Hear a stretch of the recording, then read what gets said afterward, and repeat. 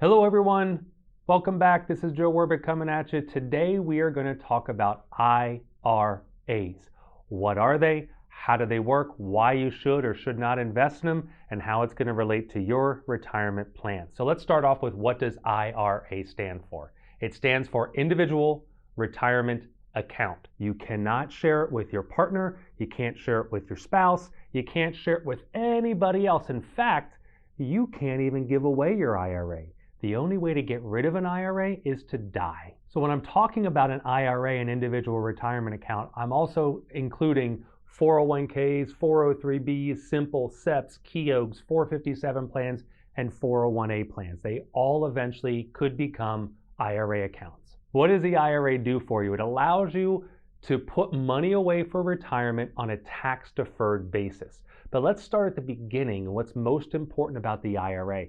Because the only reason you would ever put money into an IRA is if you feel that in the future taxes are going to be lower than what they are now. How do you put money into an IRA? Well, the money can come out of your pocket. The money can come out of your earnings. You might do it at your work and your place of, wherever you're employed at the time.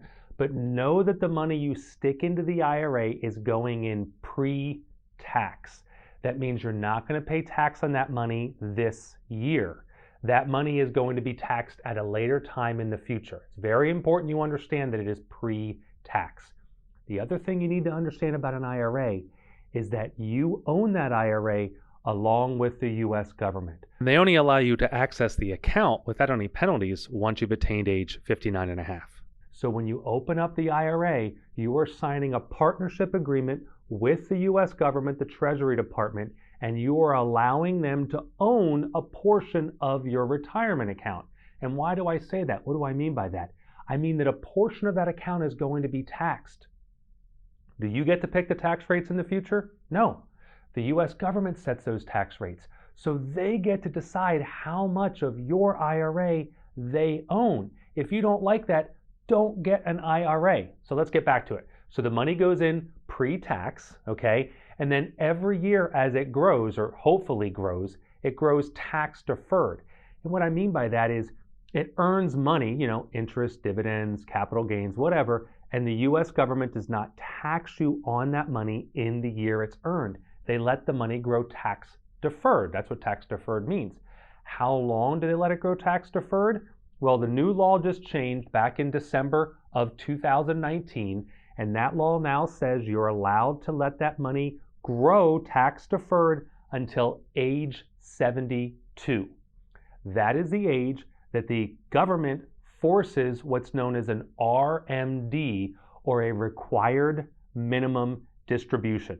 Think of this as a forced distribution. Whether you want the money or not, you have to take it out. Now what they do, and these tax laws may change between now and then, but the way they're set currently is at age 72, they make you divide the number 27.3 into the value of your IRA as of December 31st of the year prior to turning 72. And then the result from that math is how much has to come out for your required minimum distribution. And guess how much of that's taxable? 100% of it is taxable. Some things you have to also realize about it. Not only is that money taxable, but if you're receiving Social Security, the RMD will cause your Social Security to become taxable. So that distribution will have massive effects on your tax brackets, on your tax future, and how much money you actually get to keep in the future. Now, some of you may be thinking, well, Joe, I'll get to 72, they'll have the RMD, and I just won't take the money out. I wouldn't do that, because if you forget to take your required distribution, they hit you with a 50% penalty. That means that you owe the government a 50% excise tax on the amount of money you were supposed to take out. So let's say your required minimum distribution is $30,000 and you forget to take it out, you owe a $15,000 tax fine. You still have to take the $30,000 out and pay tax on that entire amount. With the most recent tax law updates of the Secure Act that passed back in 2019, when you inherit an IRA, the beneficiaries are given the choice now. Do they want to take the money up front or do they want to wait 10 years? It used to be they could stretch out those distributions over their life expectancy. And if you give the average beneficiary the option, hey, here's a $500,000 IRA. Do you want it now or do you want to wait 10 years? Most of them are probably going to say, give it to me now. And if it's sitting in the IRA, 100% of that is taxed. Imagine what tax bracket they're going to be forced into if they suddenly have to add hundreds of thousands of dollars of income to their income in that year. It could be 30, 40% taxes. So think about that. You're not paying the taxes now.